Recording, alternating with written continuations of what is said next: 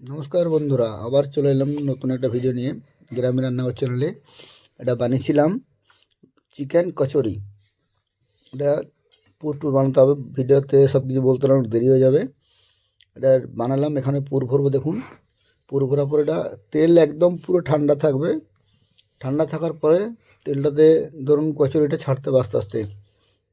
ওই হিটে কচুরি ভাজা হবে, 15-20 মিনিট ধরে ভাজতে হবে। 15-20 মিনিট ধরে ভাজা হলে তবে ওটা মজমজে খাসতে হবে। আর এটা কি করে বানালাম যদি জানার ইচ্ছে থাকে তাহলে আমাকে কমেন্ট বক্সে কমেন্ট করুন, বলে দেবো।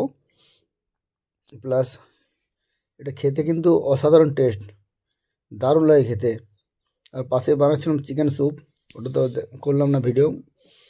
এটা আমাকে বলবেন আপনারা, আমি বলে দেবো। খেতে অসাধারণ হয়েছিল। আমার ওয়াইফ আর ছেলে খাচ্ছিল, ওরাই বললো, প্রথম টেস্ট করলো, খুব সুন্দর হয়েছে বললো। তার জন্য ভিডিওটা বানালাম।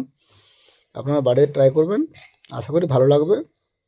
সবাই ভালো থাকবেন, নমস্কার। চ্যানেলটিকে লাইক, শেয়ার, সাবস্ক্রাইব করে দেবেন।